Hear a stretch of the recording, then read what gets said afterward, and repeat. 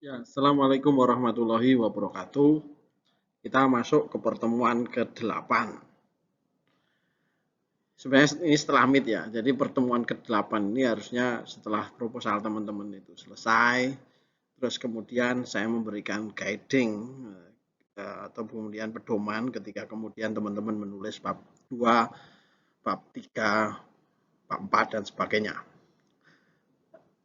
Meskipun kemudian saya sudah minta ke teman-teman semuanya sejak kemarin bahwa teman-teman ketika menulis proposal, teman-teman langsung saja menulis membuat apa ini file bab 2, bab 3, bab 4 ya. Sampai kesimpulan sampai terakhir itu. Meskipun kemudian belum ada isinya. Itu sebenarnya sebagai cara agar kemudian teman-teman ketika kemudian nanti menemukan data itu tidak bingung diletakkan di mana atau kemudian data yang penting itu kemudian tidak keselingsut, kemudian teman-teman kesulitan untuk kemudian mencari lagi di mana data itu kemarin itu di display. Makanya kemudian ketika teman-teman sudah yakin dengan temanya, maka kemudian susun aja bab per babnya. Nah, di bagian sebenarnya di bagian proposal itu ada terkait dengan rencana riset ya. Di rencana riset itu apa ya namanya ya istilahnya ya, nanti coba dilihat di pedoman penulisan skripsi itu. Yang jelas itu rencana riset itu teman-teman diminta untuk menggambarkan kira-kira bab 2-nya isinya tentang apa, bab 3-nya tentang apa, termasuk bab 1 tadi ya. Kemudian kesimpulannya tentang apa. Udah ada deskripsi sedikit tentang rencana itu. Itu kemudian tetap ada di situ ya, meskipun sebenarnya itu adalah guideline ketika itu jadi proposal. Harusnya ketika kemudian selesai mungkin itu bisa dihapus, tapi kemudian itu tidak dihapus. Ketika tidak dihapus itu merupakan bagian atau sebuah ringkasan kecil dari bab-bab selanjutnya. Nah, eh, gimana sih guideline atau kemudian pedoman lapangan ketika kemudian menulis bab-bab selanjutnya?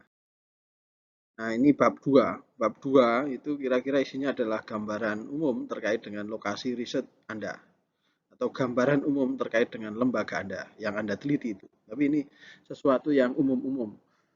Meskipun itu sesuatu yang umum, itu saya pikir harus punya kaitan dengan rumusan masalah. Jadi tidak bisa kemudian karena ini gambaran umum itu sesuatu yang tidak ada hubungan dengan rumusan masalah dimasukkan di situ. Itu yang sering kemudian terjadi. Nah, gambaran umum sebenarnya bisa diprediksi kira-kira apa yang kemudian akan dipaparkan di bagian ini. Tapi di bagian gambaran umum ini biasanya belum kemudian mengkerucut menjawab rumusan masalah. Ini hanya konteks saja. Meskipun konteks sebenarnya ini penting juga untuk kemudian dideskripsikan secara serius gitu. Nah, alatnya untuk mengumpulkan data sebenarnya saya pikir sama dengan di metode penelitian itu ada observasi, daftar wawancara, interview guide-nya apa, kemudian dokumentasi yang mau dicari itu apa, dan itu harusnya sudah tersusun sebelum teman-teman ke lapangan. Misalnya bab 2 gambaran umum, maka karena gambaran umum maka Anda perlu mungkin interview terkait dengan sejarah kampung itu, sejarah nama dari kampung itu, siapa tokoh masyarakat di situ, siapa ketuanya, aksesnya, berapa jumlah penduduknya dan sebagainya.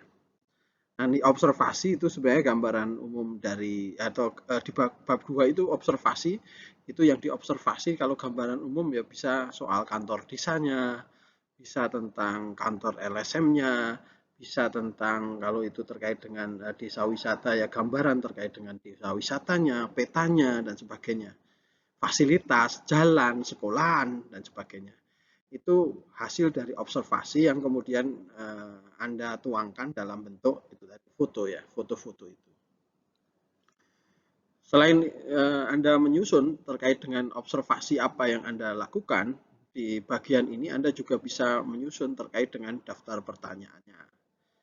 Jadi kalau daftar pertanyaannya jelas ya misalnya soal eh, gimana sejarah desanya, siapa tokoh masyarakatnya, bagaimana struktur pemerintahannya, Terus kemudian nanti bisa ke dokumentasi. Dokumen-dokumen apa yang bisa dikumpulkan atau harus dikumpulkan.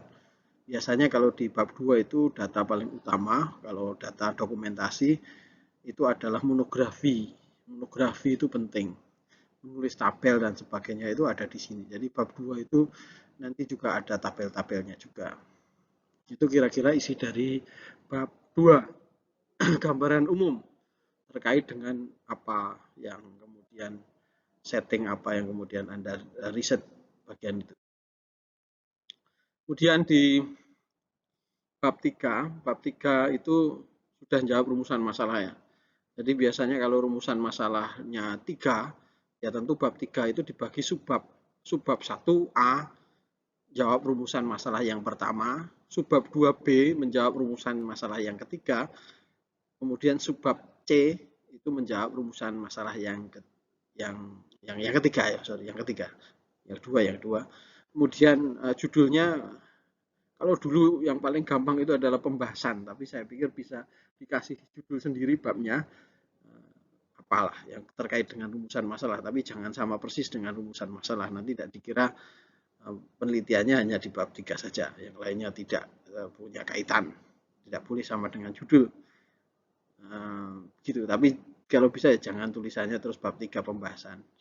Sama yang dicari daftar pertanyaannya untuk menjawab rumusan masalah 1 itu apa, observasinya apa, gambarnya apa yang kira-kira perlu kemudian didisplay di bab ini, dan kemudian kalau perlu dokumentasi, dokumentasi kira-kira dokumentasinya juga bentuknya apa.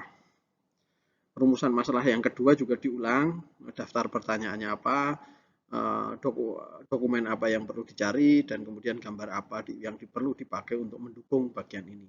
Nah, nanti daftar wawancara itu displaynya bisa dalam bentuk verbatim ya. Kalimat kata-kata seperti yang disampaikan oleh informan itu. Keempat, itu penutup.